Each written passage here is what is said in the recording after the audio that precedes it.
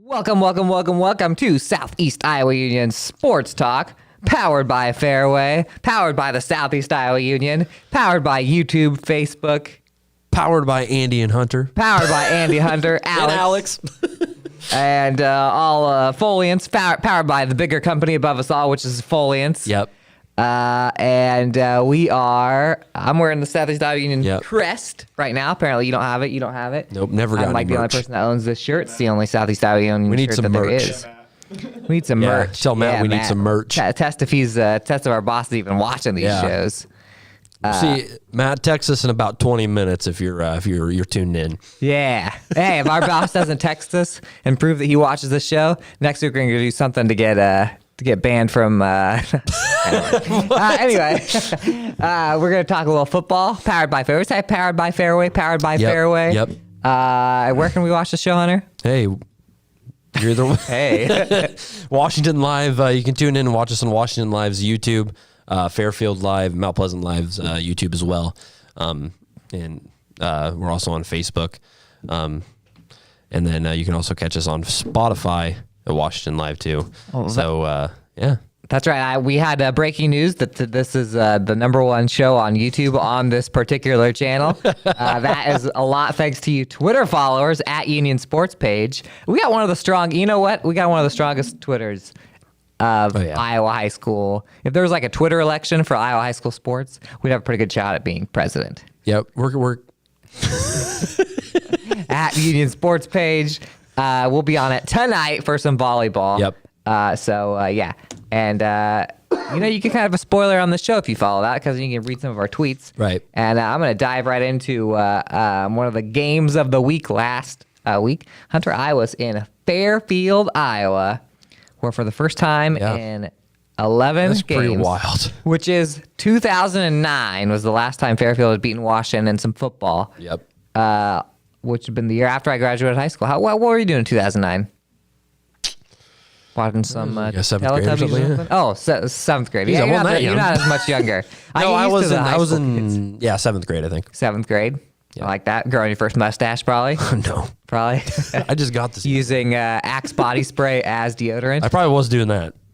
Weren't we Man, all? that was cool, wasn't it? That was so thing cool. To do. You can still smell when you walk into middle schools. Anyway, I was at Fairfield. Honestly, it was kind of not really stunning, but because of the way the series had went, kind of expected Washington to win this one. Instead, it was a Fairfield winner, 23-20. Close game. Very close game. But I'll tell you what, about 85% away through the first half, it didn't seem like it was going to be a close game. Fairfield actually went up 10-0 after the first. I was almost at inning. I'm in baseball mode right now. Cubs won last night. First quarter. Sam Wheaton has been subbed in as the quarterback, which gives the Trojans a little bit of a power, not a power eye because that's a formation, but the quarterback, the fullback, and the running back are all running over. All dangerous, yep.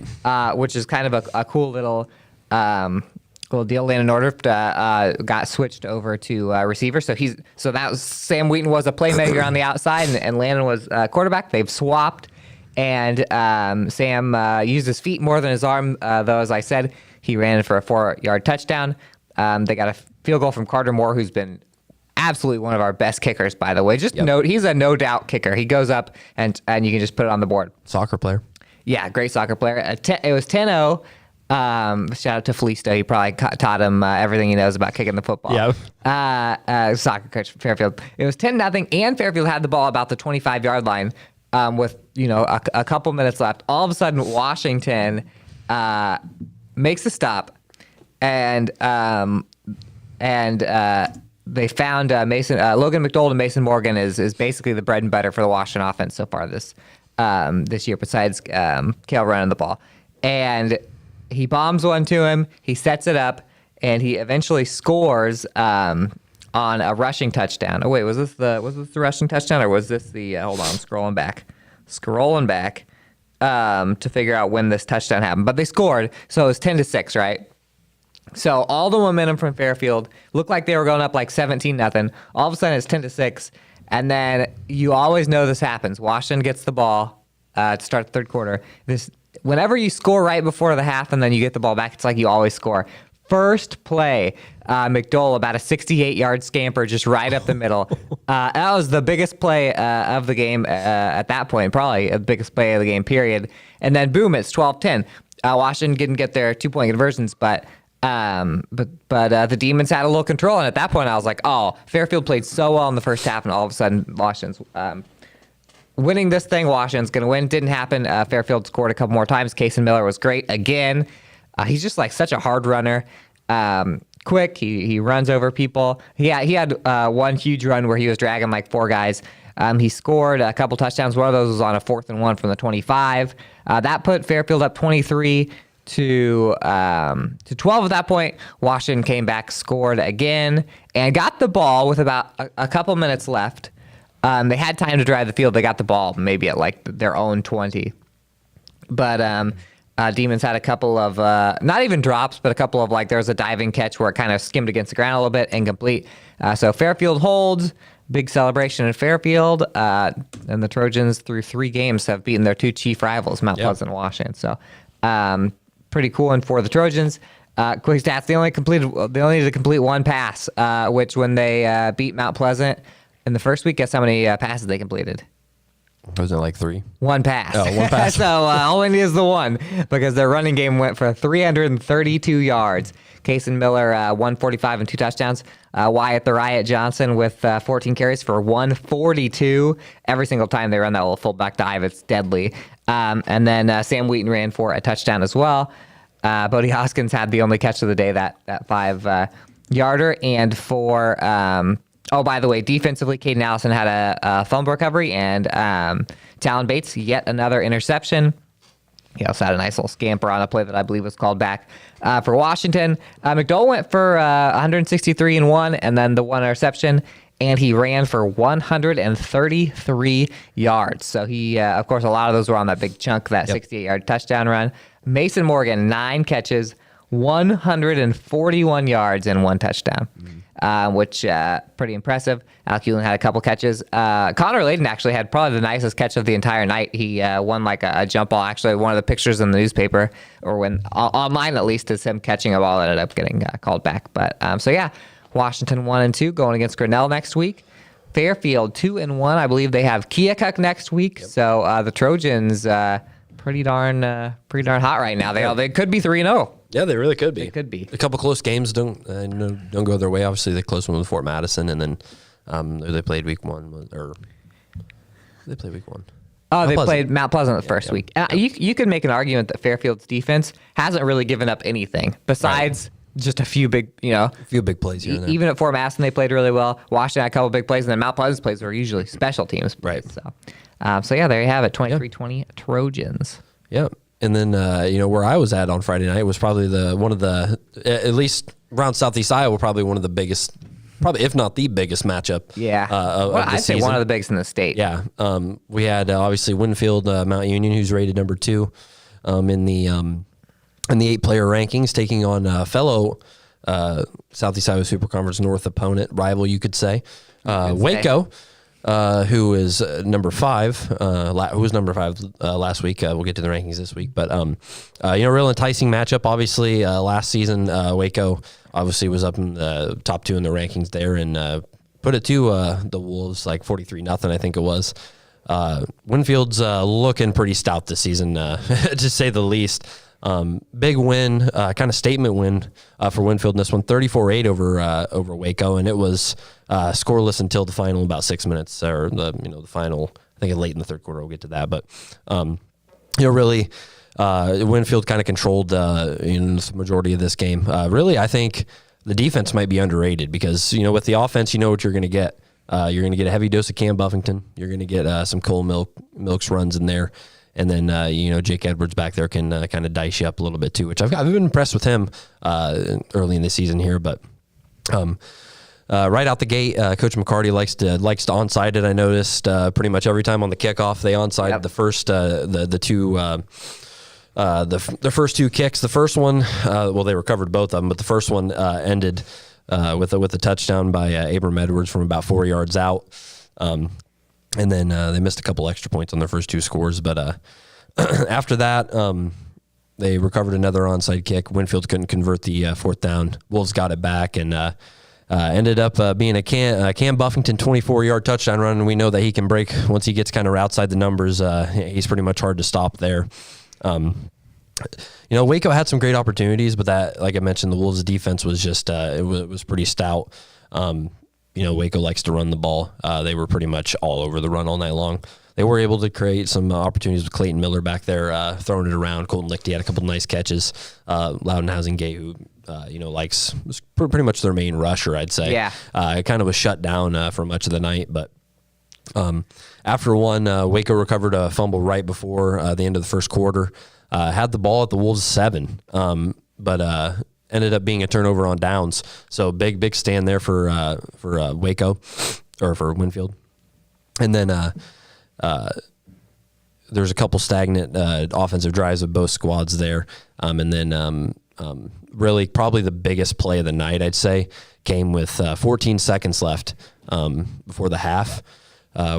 Winfield had the ball at third and 12, and they gave the ball to Cam Buffington. And needless to say, he broke one tackle, stiff-armed another kid, and ran through a kid on the 2-yard line to score. So it was 27-yard touchdown run with 4 seconds on the clock, and that put Winfield up 18-0 at the break. So that almost felt like a killer to Waco, even though it was before the half. And then this is probably the biggest play, because it felt like Waco was if they could get a stop on the first drive with Winfield, they could get back into it, because they were only down 18, really come back and find some momentum. But Winfield, first play of scrimmage in the second half, Buffington 41-yard touchdown on the first play, 2-point conversion good, 26-0 Wolves.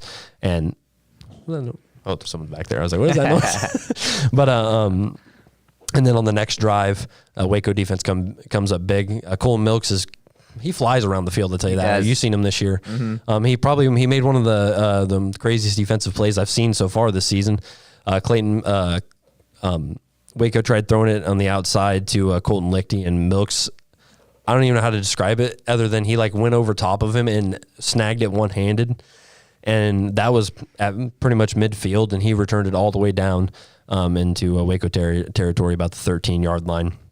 And then after that, Abram Edwards struck again from about a yard out. So that gave him a 34-0 lead. And then, that pretty much sealed it. Waco was able to score late in the third quarter there with about 43 seconds to go in the third. Clayton Miller hit Loudon Housingate for a 14-yard touchdown. So really just a dominant performance by Winfield. So I think they held true to their number 2 ranking there against a really good Waco team. Is always well coached and always plays hard. So I was just really impressed with how the Wolves took care of business there. Yeah, especially with what Waco has done to the other ranked teams that they've played, because Waco played 2 ranked teams and put it on them 2 weeks in a row. I watched a lot of the highlights from this just because Real Clear Highlights was there. First off, shout out. I can't even think of how you are supposed to stop the Winfield offense, and then the fact that they have given up nearly nothing on defense. The stats right now against a Waco team that was pretty unstoppable in their own right so far this season. Mm-hmm. Clayton Miller 12 for 24, 1 touchdown, 1 interception for for Waco, 90 yards there. The rushing is where it really where, like I mentioned way before, Waco likes to get their yards in the trenches and really put it 2 teams on the ground. Clayton Miller 9 carries, negative 24 yards. Loudon Housingate 15 carries, 44 yards. That's 2.9 yards per carry. Reese Oswald 3 carries for 11 yards. So they were only giving up 1.1 yards per carry there. Did have some nice stats in receiving wise. Hunter Hughes 2 receptions, 9 yards. Gage Samo 2 receptions. Loudon Housingate 3 receptions, 27 yards. Colton Lichty 5 receptions for 52 yards. On the Winfield side, Jake Edwards threw 16 times, 80 yards. Rushing, Cole Milks 11 carries, 33 yards. Cam Buffington 18 carries, 165 yards. Obviously, he broke away some big runs there. And then on the receiving end, Buffington led the way with 2 receptions for 44 yards. Abram Edwards and Cole Milks, and Cale Johnson all had receptions as well. And then I mentioned defensively, Buffington, 12 and a half tackles. Cooper Buffington, cousins there, nine total tackles there. So yeah, pretty. I mean, I was just impressed.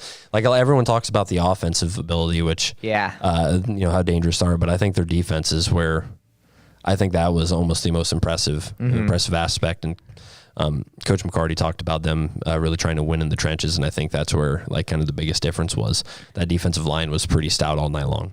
And that's how Waco went so far last year. A lot of that was their defense. So if you can play good defense in an 8-man, where it's usually real high scoring, it's pretty huge. I was talking to Father Paul Connolly, shout out, the other day in Mount Pleasant Subway. He's a Waco fan. Used to be a coach there, now the priest over at St. Alphonsus. And he said he's frustrated. He's like, then they got another onside kick. Then they got another onside kick. Yep. Just kind of they recovered the first 2 onside kicks. Yeah, I was like, well, how are you going to stop that? One led to a touchdown, the other didn't. But and speaking of Mount Pleasant, the Panthers were in Tipton. Tipton came in 2-0 with wins over L&M and Vinton-Sheldsburg. Thought maybe the Mount Pleasant could hang with them a little more than they did, but the Panthers had some adversity early. Cooper Coleman, starting quarterback, got hurt early in this game. Had only thrown 3 passes. Tipton, I think it was 0-0 after the first quarter, but Tipton ended up scoring, no, maybe not. It was 35-7 final in favor of the Tigers. Little catfight, Tigers and Panthers. Peyton Walker, who's the main running back for Mount Pleasant, came in to play quarterback. He threw for 98 yards and a touchdown, the one touchdown for the Panthers. And it seems like the running theme was when Gerard Turner was able to get the ball in space. A little screen pass to him, went 66 yards. So that was their only touchdown of the day. Tipton had 4 takeaways. So tough. I don't know if Tipton got any votes, but the BC More rankings, Tipton's up pretty high on there. So that was a surprisingly good team. Mount Pleasant is now 0-3 with losses to Fairfield, West Burlington, and Tipton. They play Burlington this Friday. Burlington's kind of struggled too, so there we go. Another Highway 34 battle at home after 2 games on the road. I would imagine that that is going to be probably a pretty excited crowd. It's a week before homecoming, I believe, but I'm guessing that the chance to play Burlington and the fact that could be a team that you can compete with, maybe beat, should be pretty exciting time at Maple Leaf Athletic Complex on Friday. And speaking of exciting, we've got 3 minutes worth of commercials coming up. So when we come back, we're going to talk about the other small schools, little rankings. I'm going to give you an inside info on the Gazette High School football rankings, and then we'll talk about volleyball and cross country a little later. So stick with us. Federation Bank is a locally owned bank providing award-winning customer service. We believe that we are more than just a federation of banks, but a federation of communities, serving Brighton, Richland, Wellman, and Washington, Iowa. Federation Bank's highly skilled staff is here to make sure you are able to accomplish your personal and professional goals, whatever they may be. Federation Bank, your family bank. Hospice isn't a place, it's a type of care that focuses on living. Servicing a 7-county area, the Hospice of Washington County staff of nurses, social work, hospice aides, spiritual and grief support, volunteers, music and massage therapists are able to provide free end-of-life care where the patient lives. We write wills, give consent for organ donation, but rarely is there a plan for what we would want the final phase of our lives. At Hospice of Washington County, we encourage our patients to be in charge of their healthcare decisions while maintaining quality of life. Tammy takes the time and has the personal interest in each one of us. I don't worry about what's going to happen because I know my policy is taken care of. She pulls what I need and puts it together, which is the program I get from her. Every year she calls around September, so it says, there's changes again, and I'm going to do the best thing for you. It's been perfect. She does a great job. At the Capper Auto Group, we put our customers' needs first and understand that everyone is as different as the vehicle they select. We offer new Ford, Chevrolet, Buick, GMC, Jeep, Chrysler, Dodge, and Ram vehicles in a friendly environment that puts you in the driver's seat. When it comes to service, we maintain factory-trained technicians and competitive pricing. The Capper Auto Group still believes that service after the sale provides the best customer experience. Come see the Capper experience for yourself. When you aspire to be a dancer, you are both an artist and an athlete. Your strength combines with beauty and grace seamlessly. Your efforts result in enhanced coordination, the ability to cooperate and compromise with others, and the confidence to perform in front of an audience. Not to mention the fun you will have and the lifelong friendships you will develop. We are enrolling now for fall classes, and we would love to see you shine like the star that you are. Join us for Dance and Tumbling at Stairway to the Stars. Please visit our website for online registration. I am Melissa Westfall with Homegirl Realty. Heather and Charlotte and I have worked together for many years, and we have always had a vision to have a business together. I'm Charlotte Howard, and the good news is we bring a very high level of experience. We have a combined 80 plus years of experience in this real estate marketplace. I'm Heather Merrick, and Homegirl Realty brings a lot of things to the table. We have phenomenal communication with our clients, buyers and sellers, to make sure things are going smoothly and you don't have anything to worry about. Southeast Iowa Union Sports Talk Live, presented by Fairway, powered by Fairway, driven by Fairway, and all the other ads you see at the bottom of the screen. Hunter, why don't you run through some of the other scores and highlights from this weekend? Yeah, we'll run through some of these games here. We have Sigourney Keota now 2-1 after a 41-35 victory over Mid Prairie. Always a good game between those two squads. Mid Prairie drops to 0-3. Pekin been playing very well this season. 3-0 to start the season. 36-13 last Friday over Danville, who's now 1-2. Van Buren County 28-22 over Highland. Heard that one was a good one. Van Buren County now 1-2. Highland looking for their first one, still 0-3. Columbus falls in a hard-fought battle against Lisbon. That was a great game last year. 34-28, the Wildcats fall. Lisbon's 3-0. Columbus is now 1-2. Davis County edges Cardinal 23-12. A little rivalry down there between those two. Davis County's 1-2. Cardinals still searching for their first win, 0-3. And then Iowa Valley takes down New London 68-22.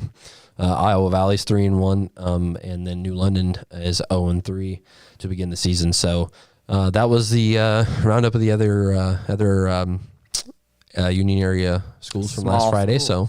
Yeah. And we have, we talk about the rankings a little bit. I told you I was going to give you an inside scoop.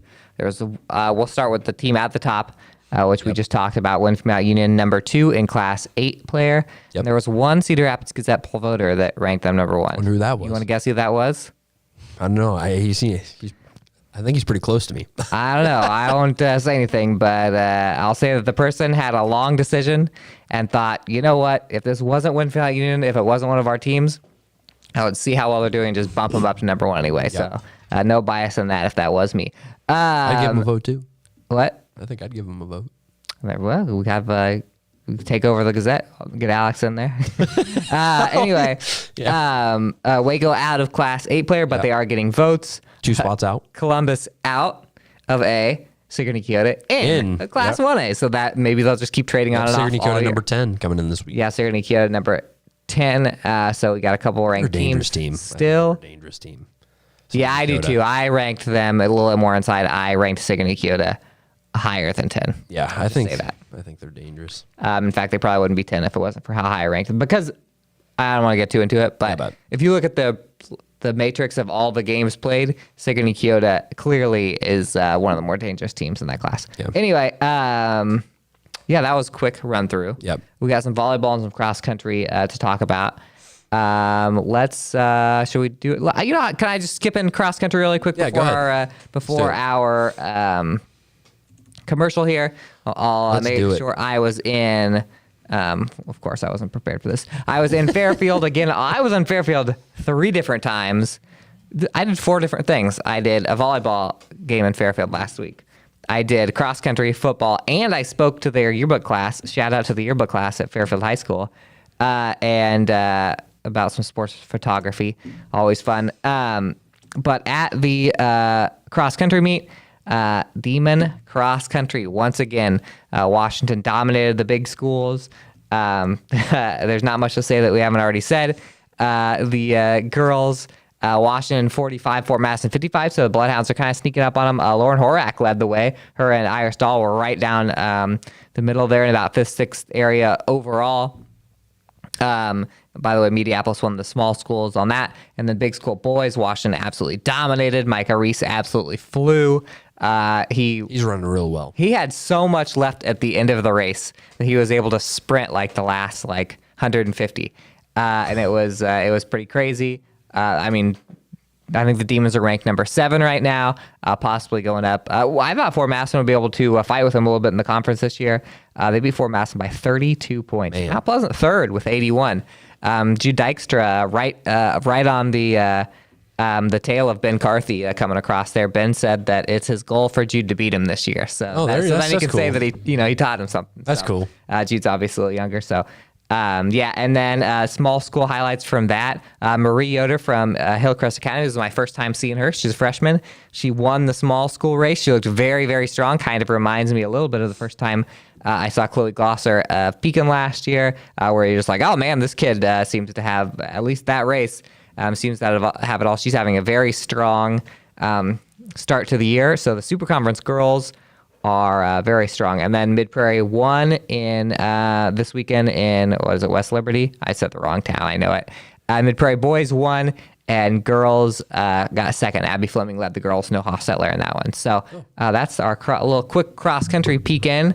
And that's one of our better cross-country teams, I accidentally said right there.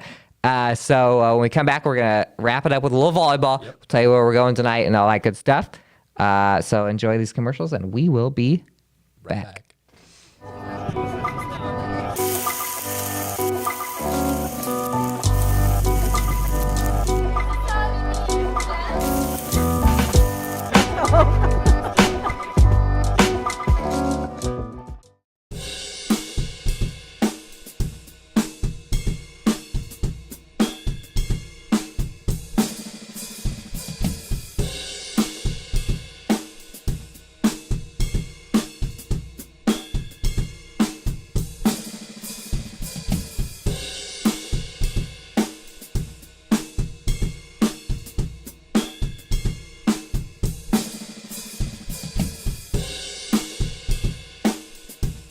Family owned and operated by Andy and Sarah Ross, Ross Auto has been your vehicle repair and maintenance headquarters since 1935. We specialize in all makes of cars and light-duty trucks. With our variety of available services, let us help you keep rolling and your vehicle operating efficiently.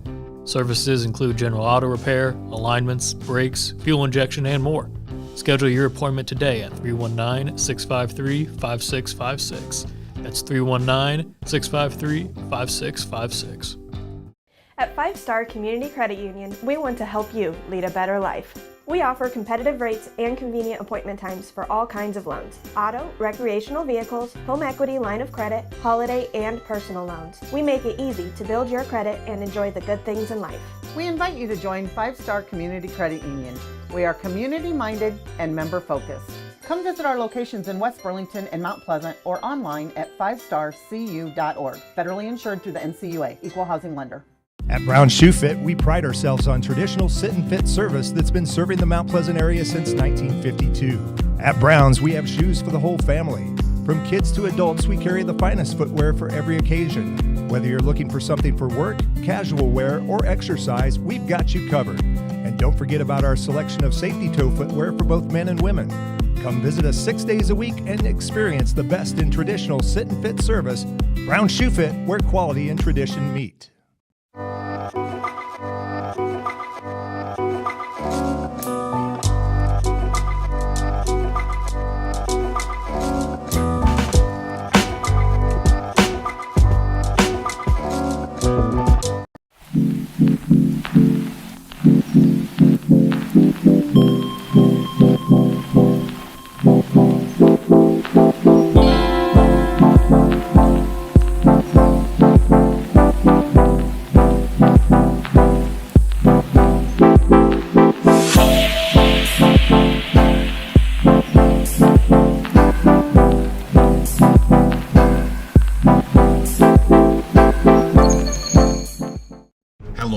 just around the corner, and what a better way to celebrate than visit two of Iowa's most thrilling Halloween attractions, Thresher's House of Terror and Midwest Haunted Rails.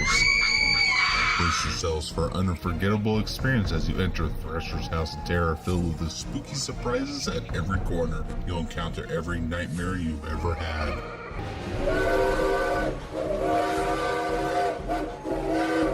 And for a family-friendly Halloween treat, ride the Midwest Haunted Rails, screaming down the tracks in Mount Pleasant, Iowa. Hello. Welcome back to Southeast Iowa Union Sports Talk Live, powered by Fairway, along with all of our sponsors. I always, Caparado still a sponsor, right? Haunted Railways, a sponsor.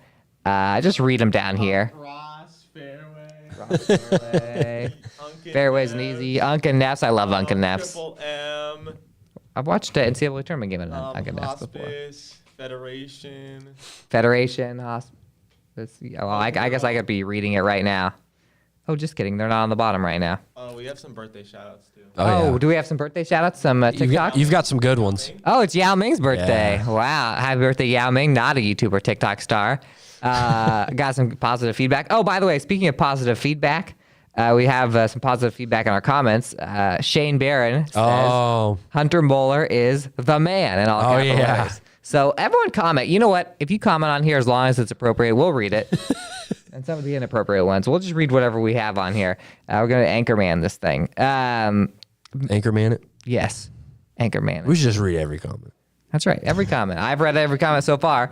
Let's talk about some volleyball real quick. We got like 4 minutes. I was at Fairfield on Thursday, and the Trojans played Keokuk.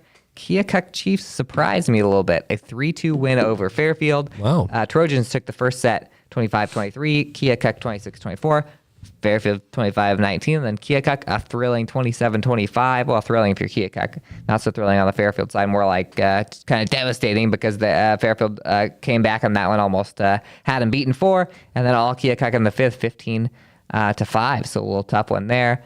Maddie Jones dished out, is that 66 assists? Yes, it is. Wow. She assists on every. We had 61 assists. 60 of them were Maddie Jones. Shout out to Savannah Hollander for that other one. One of the best setters in our area by far, Maddie Jones. Lily Bergren, 18 kills. Rowan Terrell, 16 kills. Addison Farrell, 10 kills. And the Diggs leader, I got a pretty good guess, but I'm going to make sure. Yep, Savannah Hollander, 33. But a tough one for the Trojans. And you were at the Washington-Burlington games last Tuesday. Of tough ones. Yeah, tough one. We can just run through it real quick. Obviously, the two teams traded each set on the night. It just so happened that Burlington was the one that won the first set, so it ended up playing out in their favor when it went to a fifth. But Burlington 26-24 in that opening set. Washington bounced back 25-20 in the next frame there. In the third, Burlington 27-25 in the fourth. Guess how it ended? Washington 25-18. That was the largest margin in any of the sets right there. So, real nice win for Washington there, obviously. And Coach Six was really proud of his team for fighting. Obviously, it's hard when you get down there, and it's kind of sudden death for you, almost match point there. Yeah. But it went to a fifth set. Burlington jumped out to an early lead. Washington fought all the way back, but to tie it at 14-14. But Burlington ended with a pair of kills, 16-14 to win it there. So, a tough loss for Washington, but still a pretty young team. The Demons are there, and showed a lot of fight. And you got to think that as they kind of grow, get better, those results are going to start going in their favor. Every single SEC volleyball team has lost. Right now, the conference standings. Quickly, all over the place. Quickly for the SEC conference standings, getting these in varsity bound. I believe these are correct. If these are wrong, it's going to be funny anyway. But SEC volleyball standings, really quick. Burlington 1-1, Fairfield 1-1, Keokuk 1-1, Washington 1-1, Mount Pleasant 1-1, Fort Madison 1-1. So we got and tonight's going to be shaken up because we've got Fairfield against Washington and Mount Pleasant taking on Burlington. Mount Pleasant, Burlington playing for the second time. Yeah, second time. By the way, this weekend Mount Pleasant, Highland, and Winfield were all in the same tournament. Mount Pleasant beat Winfield, but Winfield had 2 wins. Winfield Union had 2 wins. That is the most wins of those 3 teams.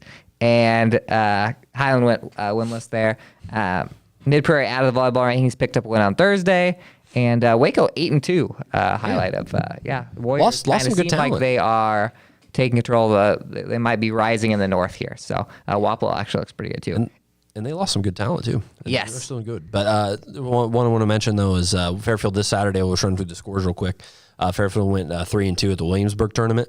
Played two losses were against ranked opponents. So Fairfield 2 over Central Lee, 2 over Columbus. Never lost a set in their wins, but never took a set in the losses. So 2 over Centerville there, and the 2 losses. 2-0 loss to West Burlington, who I believe is number 14, I think, in Class 3A. I believe they're 3A in volleyball. I have to double check on that. But then the other loss came against West Liberty, who I believe is number 15 or 14 in 4A. Actually, I think I got those mixed up. I think West Burlington's 2A, West Liberty's 3A, if I remember right. Yes, correct. I'll have West to double check Burlington that, is 2A. But so 2 losses in a close game against West Burlington there, 21-16, 24-22. So a real nice showing there. I think for consider it against the opponents they played there at Williamsburg. So I'm going to Washington for the Washington Fairfield game tonight. I'm going to tell the family, the wife, don't wait up because I think it's going 5 tonight. I think it's going to be a dogfight. I could definitely see that. Burlington beat Mount Pleasant 3-0 in that opening matchup early in the season. First game I went to of the season actually. Yeah. But I think Mount Pleasant's been showing some fight as of lately. Been playing teams a little closer, so I'm expecting it to be another tight one. I think that Mount Pleasant's got some really good hitters up front. Anyway, we're out of time. We're actually a little past time, so we're in the doghouse over there. Alex with is doing that. He's shaking his head, man. He's mad. We might be losing another producer soon. We are Southeast Iowa Union Sports Talk. Please like, share, comment, subscribe. We'd greatly appreciate Smash that like button. Just tell people about it. Put it on if you're in charge of anything, a restaurant, a school. Put it on. And, sponsor us. We're gonna have giveaways if that happens. So we're gonna get a wheel soon. That's right. We're gonna get a wheel soon. So we will see you soon. Shane Barron says Southeast Iowa volleyball is vastly improved over the past years. Even teams with records that aren't impressive are pretty good. New London hasn't won yet, and they've only played good teams. Mr. Barron knows. There you go. Speaking of. So that's it. We'll see you